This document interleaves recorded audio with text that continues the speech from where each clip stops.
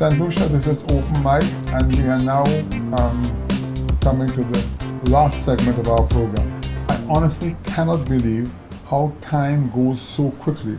I mean, it's an hour, it's unbelievable. Mary has a contribution to make, which I myself am interested in hearing, concerning she's now come into the political arena, and I'm sure she's done her homework. She's a vibrant lady, and we all have our vision and a goal where we want to go. So I now ask her to take the floor.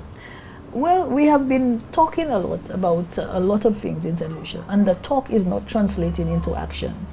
You have been hearing about universal education, and we've not seen it happening. Time and time again they talk about it. I don't know if you can recall how far back they've been saying they need to remove the RC Boys School and the Ave Maria in the middle of town. Correct. That these This things is madness. Right. You know how long they've been saying that? Tell now me. these things need to be done. Yes. They created they built the Dame Paulette Louise School. Yes. And at the time the intention was to transport the children from Ave Maria and RC Boys, some of them, to go to that school, from what I can recall. And that was never done. It became a new school and new sets of children going there. So we need to actually do the things that we are saying we have to do. Universal education is key. You have children right now, Mr. Shastney, who do not have food to go to school. They have some schools with a school feeding program, but not all schools have a school feeding program. Some of the kids, they cannot afford to pay for the program, even if they have the program in certain schools.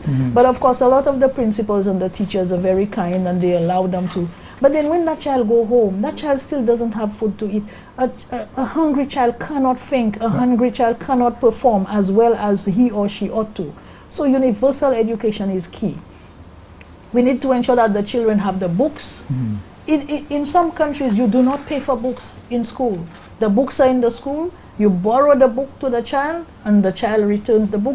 The book stays in the school. The child goes up, the book stays, the next set of children get the books. We know how to do it. We just don't want to do it because it is not profitable for us. It is not beneficial. We do not think.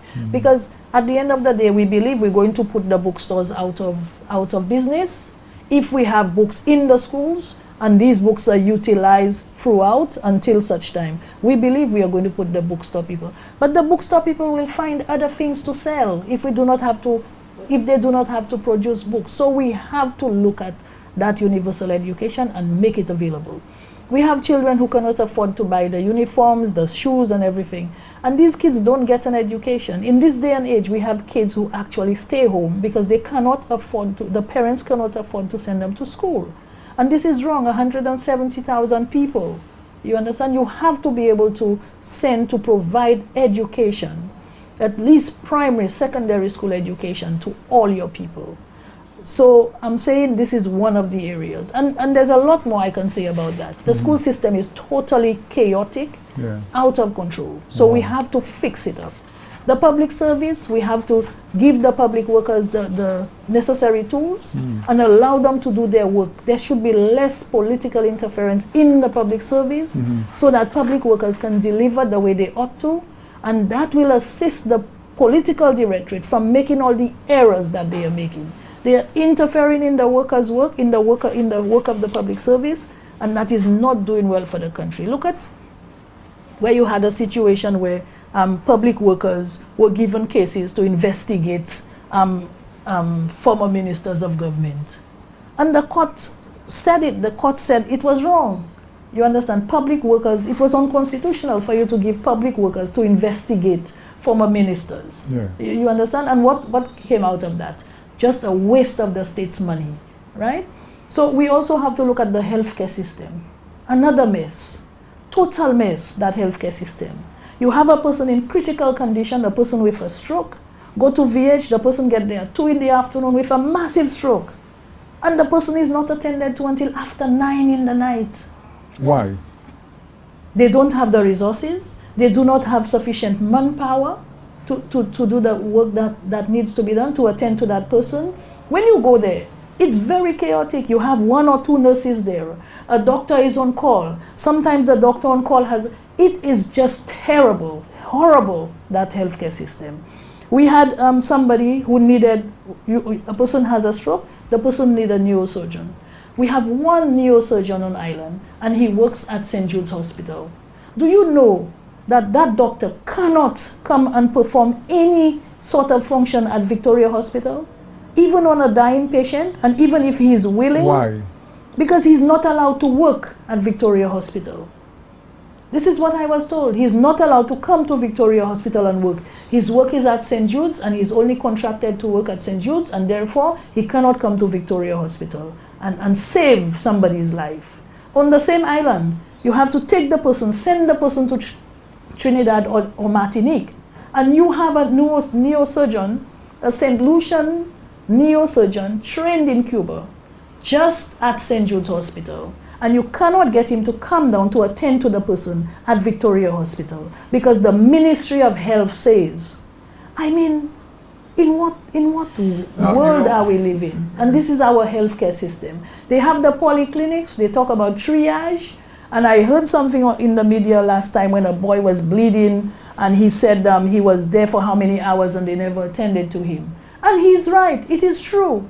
You go there and you go through the same thing. You take people there and hours. Somebody from Ministry of Health came and said if it takes more than 4 hours, then there's something wrong. They have to look at the system. But in most cases, it takes more. One question without interrupting you too much. If what you're saying is correct, and you have Victoria Hospital and half a hospital which is operating out of a stadium, when you put 2 new hospitals, who's going to take care of that then? Where's the staff? But it's just like the 4-lane highway. You have 2 lanes, you cannot manage the 2, you cannot maintain the 2 lanes you have, but you're going to make a 4-lane. What's going to happen then? First of all, you should be able to maintain the 2-lane you have, and the money you're going to put in the 4-lane, we have other priorities to take care of with that money. So we're down now to the healthcare system. Now when you look at and there are so many horror stories about that healthcare system, you know, I don't need to go further because the people on the ground know that what I am saying is the truth. I go through it and other people go through it as well. This 4-hour triage thing, that is not true at all, at all, at all. People go to VH emergency and they stay there for a lot more hours than 4 hours. Sometimes there's no medicine. You cannot find the doctor, the right doctor, and so on and so forth. And the doctors, they are worn out at Victoria Hospital. The nurses, same thing. Health and safety issues galore in that healthcare system. We have a new hospital. That one is a whole new story. There was supposed to be a cancer wing, no cancer wing. I was told that it is the United Workers' Party administration that removed it from the plan of the hospital. But you are there now. We have an administration now. You do what needs to be done. You understand? So that one is another story. When you look at our food import bill, Mr. Chasney, a lot of the things that we are importing in St. Lucia, we can produce here ourselves. You look at our meats, protein source, poultry, pigs, small ruminants, eggs. We should be self-sufficient in all of these products. We ought not to be importing these products to St. Lucia.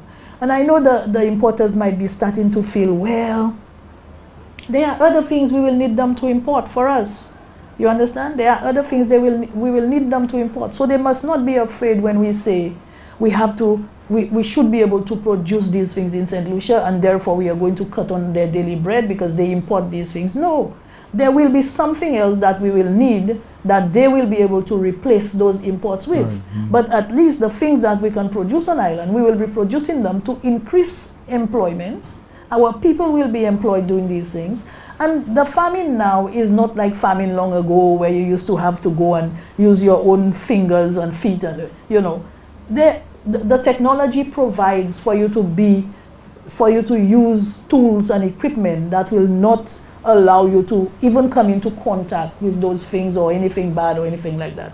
So young people can start thinking of technology and applying that technology in farming, in agriculture, and it will not take anything away from them or make them do the kind of hard labor people used to do in farming before, right? Because if you look at the banana industry just in Martinique, they did not used to do all that hard labor. They had things carrying the bananas to a certain place. Right through the fields, they had those mechanical, you know, rides and so on for the bananas. So you can mechanize to the point where you are not doing slowly get there. Too much hard work. St. Lucia, unfortunately, we have just coming up to the end of the final segment of our program. It goes by so quickly. I want to say thank you so much for being here. And before we close off, I just asked Mary to give a few wrap-up words of our meeting today and wonder whether we've been of assistance to the people in St. Lucia in any way. Well, I'm hoping so. I hope that this is an educational exercise for them, that they are learning that people like myself, I am there, I am willing and able, I am willing to provide service to the people of the country, to my country also. And I'm hoping that they will give us the opportunity. Everywhere I go, I hear how things are so terrible. They are not seeing the better days. So this is sooner or later they will have an opportunity to actually bring on board an administration that is willing, that is ready, and that is able to assist them and to make things better in St. Lucia for all of us, not just for one set of people. Well, in wrapping up, I just want to say, due to my absence from St. Lucia, I came back here and I am definitely perturbed as to the level of borrowing that has taken place in the last couple of weeks and so forth. And I am making an appeal to the Prime Minister, who is the Minister of Finance, to please give to kindly reconsider what you intend to do with all the money you're going to borrow and not put St. Lucia into a deeper hole than it is. Because at the end of the day, whether you win the elections or not, somebody will have to be able to bail us out. And the deeper the hole, the more difficult it is to get out. St. Lucia, this is Open Mic, and I want to thank you so much for being here. Until next Sunday, this is Open Mic signing off. Thank you.